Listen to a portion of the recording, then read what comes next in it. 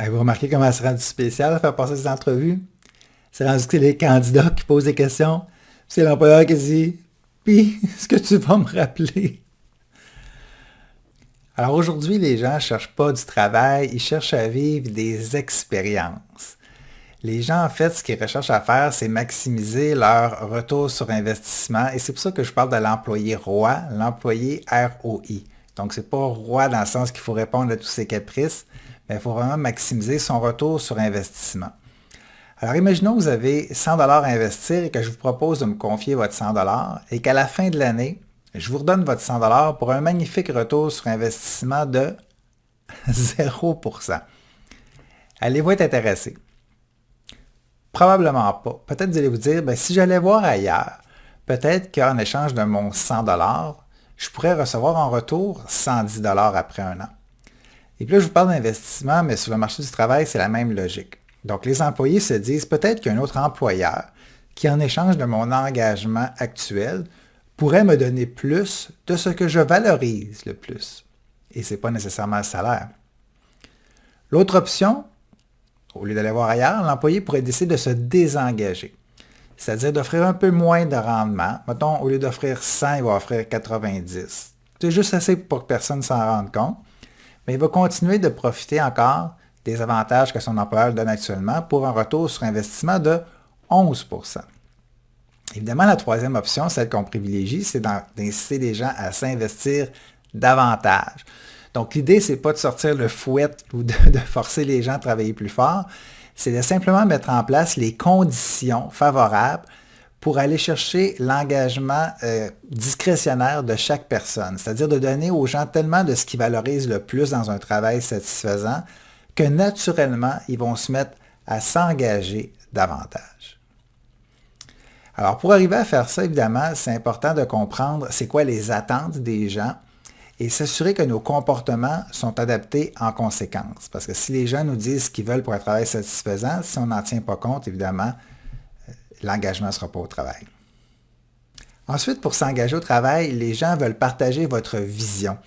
Ils veulent savoir où on s'en va avec votre projet.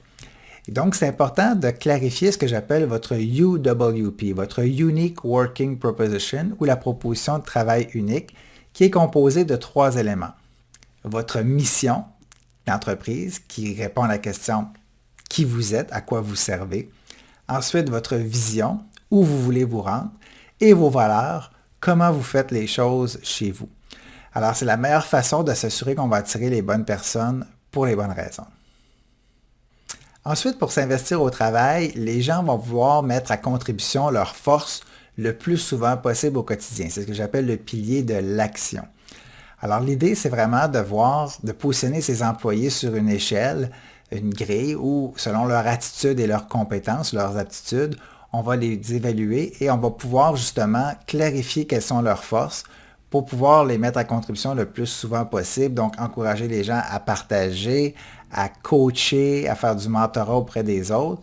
Et si on a un employé qui, au niveau de l'attitude, n'a pas un rendement satisfaisant, mais c'est important de comprendre la situation de la personne.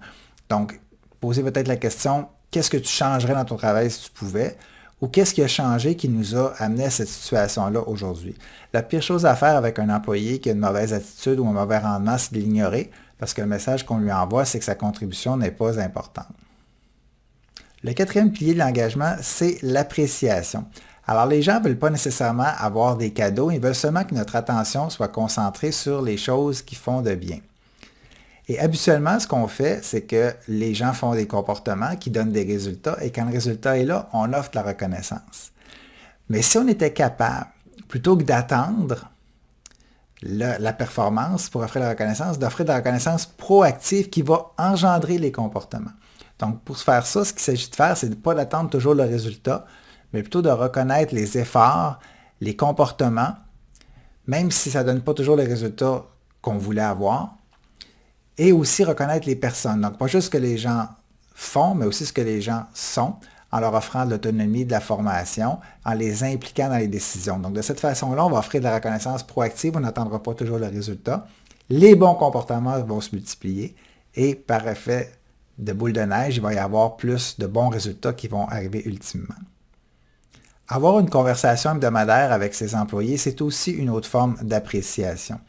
Donc, l'idée, c'est de prendre un 15 minutes et de demander à la personne, c'est quoi les défis auxquels tu fais face, quelles solutions tu envisages, à quel moment aurais-tu voulu que je sois plus ou moins présent, qu'est-ce que je peux faire ou arrêter de faire pour te faciliter la tâche. Le cinquième pilier de l'engagement au travail, c'est l'aspiration. Donc, le travail doit produire des personnes avant de produire des choses. Donc, c'est important de mettre en place les conditions qui vont faire que nos employés qui sont en recherche, qui sont en quête d'identité, de réalisation personnelle, de sens, comment nous, notre entreprise peut devenir une espèce d'usine à humains où ces employés-là deviennent comme la matière première qu'on doit transformer en lui offrant des opportunités d'apprentissage, de la reconnaissance, des occasions de se développer, pour que ultimement ils sortent de chez vous grandis.